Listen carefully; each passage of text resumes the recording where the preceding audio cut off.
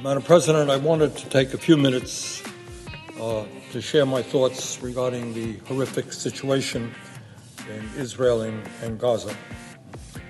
On October 7th, Hamas terrorists waged a barbarous attack against Israel, killing over 1,400 innocent men, women, and children. Young people at a music festival were machine gunned down in cold blood. Babies and older people were brutally murdered, and over 200 Israeli and Americans are being held as hostages. Some people describe the October 7th attack on Israel as the equivalent to the 9/11 terrorist attack against the United States. That is wrong. Israel is a small country with under 10 million people.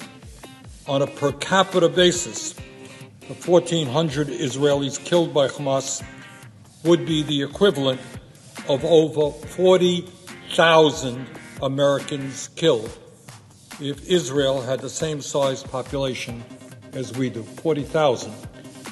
On 9/11, as everybody recalls, we lost 3,000 people. Madam President, let us be clear.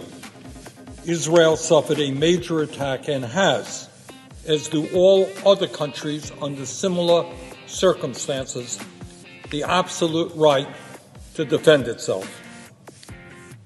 But having the right to defend your country against a terrorist attack and a terrorist organization like Hamas does not mean having the right to violate international law and wage indiscriminate warfare against innocent men, women, and children in Gaza.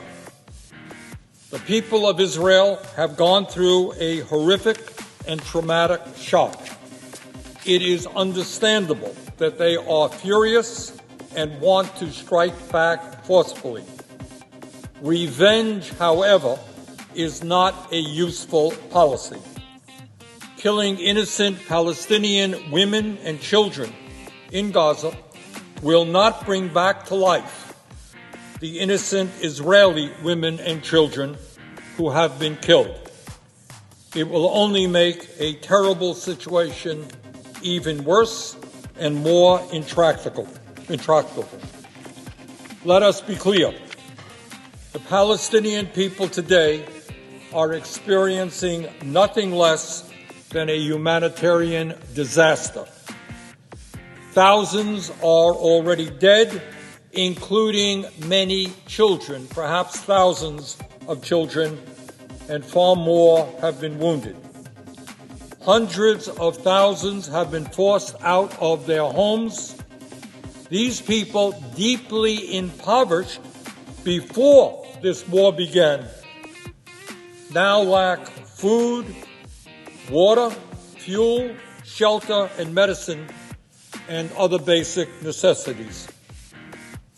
Unbelievably, more than 400,000 Palestinians driven from their homes are now sheltering in densely crowded UN-run schools. 400,000 people in UN-run schools. Dozens of medical facilities have been damaged and made inoperable, and 35 United Nations aid workers have been killed. The aid trickling into Gaza is just a fraction, small amount of what is needed. In a few days, hospitals will run out of fuel, and ventilators and incubators will shut off. This is a desperate humanitarian crisis. I echo Senator Blinken's call for the immediate release of all hostages and for a humanitarian pause by all parties. A pause is essential for the protection of civilians as required by the laws of war, as well as for the provision of robust supplies of food, water, and medical aid to address the growing humanitarian catastrophe. I know that Senator Merkley and others are working hard to gain support here in the Senate for that position, and I agree with it. Israel suffered a terrible attack, but the response must be carefully thought through and be carried out in line with international law. When the United States was attacked on 9/11, we allowed anger and rage to drive our response.